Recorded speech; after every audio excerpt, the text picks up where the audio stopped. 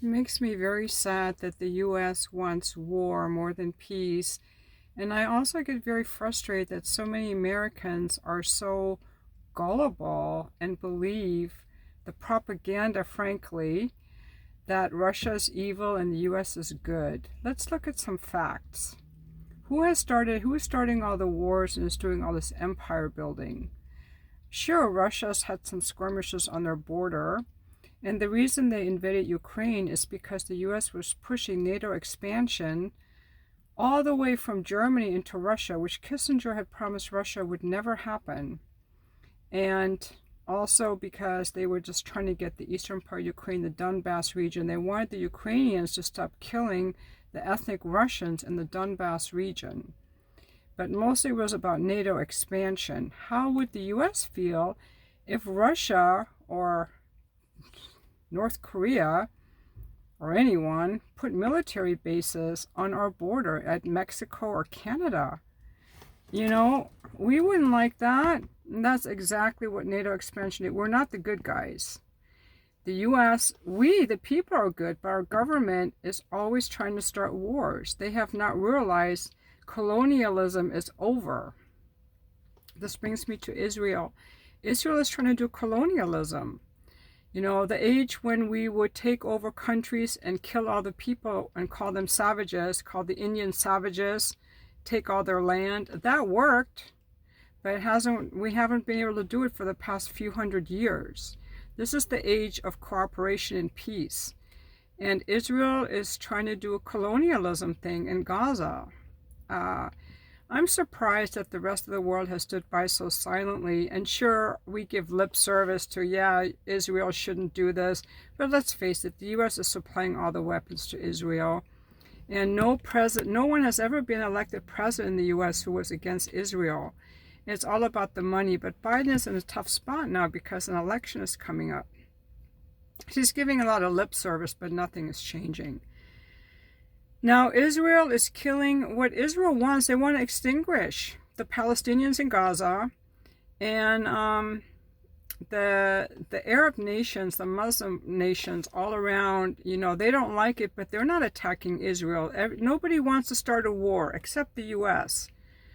and Israel. Now, I recommend that you listen to Scott Ritter, former UN weapons inspector in Iran, was it Iran or Iraq, Colonel McGregor, who have some very measured, experienced voices on this. Jeffrey Sachs? And some of these more established, calmer, reasoned voices who are experienced in the region. I'm going to put the links to these gentlemen in the description so you can maybe watch some of their content and get like a little bit more measured view on this rather than this hysterical warmongering stuff coming out of our administration or a lot of our media. But Israel may, they want to have a war with Iran. I do not know why. So they bombed unprovoked during Ramadan. A lot of these Muslim nations, they're strictly observant of Ramadan, a holiday that means nothing to us, but it's a religious time of peace type of thing. And Israel was attacking the Palestinians in Gaza during Ramadan, but even just attacking them. And they've all kind of stayed out of it, at least publicly. But then Israel went ahead and bombed, unprovoked, the Iranian embassy in Syria a week or so ago. And now that Ramadan is over, Iran is getting ready to retaliate. And guess what? No one wants to get involved in the middle of it because they all think Israel is doing a bad thing. And nobody wants to start a regional war. Today, Qatar and Kuwait came out and announced publicly, which I'm sure they've been telling the U.S. behind the scenes for some time, our air bases and our airspace is not available to you, U.S., for fighting with Iran. Iran is going to retaliate against what Israel did, but U.S. do not use our air bases or our airspace to get involved. And I think the U.S. wants to defend Israel, but let's be very clear on one thing.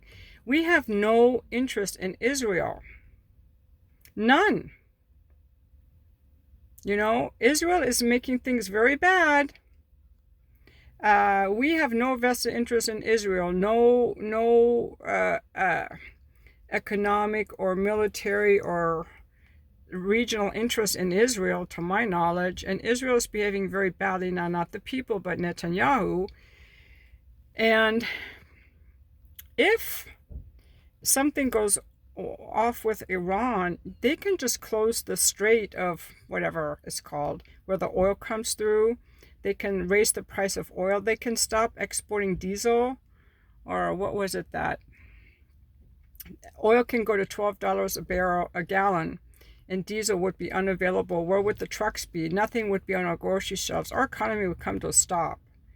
It does not benefit us to get into war with Iran. I mean, we may not like their leader, that Ayatollah guy. I mean, I don't think he's great. By the way, my dad's Persian, by the way, and my name is Persian Shahrzad. Never been to Iran. I don't really want to go to Iran, so I don't really have, like, I'm not a Muslim or anything like that, but I'm like, why do we want to go to war with Iran? Why are we defending Israel just for these donors? Get these donors the fuck out of here. They're not helping things out, causing war. And why are we trying to meddle with Taiwan now?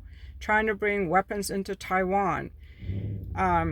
China is not starting any wars anywhere that I can see. Neither is Russia, except for the tussle at the border with Ukraine. They don't want to take over Ukraine or Europe. That's a propaganda thing that some people believe, oh yeah, Russia wants to take over the world. No, they don't. By the way, have you noticed that Russia's economy grew at a 7.5% GDP, 7.5% growth rate in their GDP last year? Russia's doing just fine. They have allies. The Europe and US military, we've weakened ourselves with all this military spending, and these other nations are getting stronger. Russia, China, India, Saudi Arabia, they're all friends. Why can't we be friends with all of them?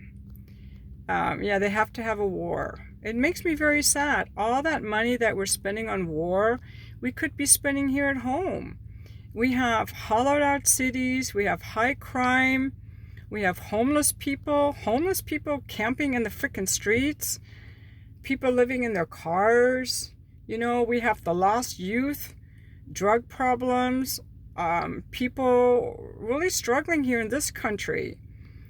But the people in power don't care. They make their money, fighting wars, but they're delusional. They are delusional. They don't want to wake up and realize the age of colonialism and endless wars is over. We haven't won a war in decades. Iraq was a disaster. Afghanistan was a disaster. The U.S. is losing in Ukraine. And the U.S. is getting involved with Israel is going to be bad. We're better off just trying to get along with people. That's the new age that we're in. This colonialism and military expansion is making us go broke. And it's really showing that the U.S., it's showing clearly that the U.S. is no longer the military might that it once was. We don't have the diplomatic might we once did. We're not respected like we once were. And of course, all nations go through a rise and a decline, but I really want people to get a more measured view of what's going on in Ukraine and Israel and not beat the chest of the U.S. war machine. If you think Russia's evil and Israel is good, I think you should unsubscribe from my channel, because we have nothing, it's what I stand for is really like questioning things, not blindly believing things, and coming from a place of love, treating people with love. I mean, ignoring them is even better, but why all the fighting? Why all the enemy making? That's why I don't like the manosphere either. They're haters, and so is the U.S. And if you fall for that, then you're kind of half asleep. Hopefully this video woke you up, but I don't want people on my channel who who think that Russia is trying to take over the world. It's just doesn't even make sense. There's no evidence for that. Just gullible. Too gullible. We need to wake up.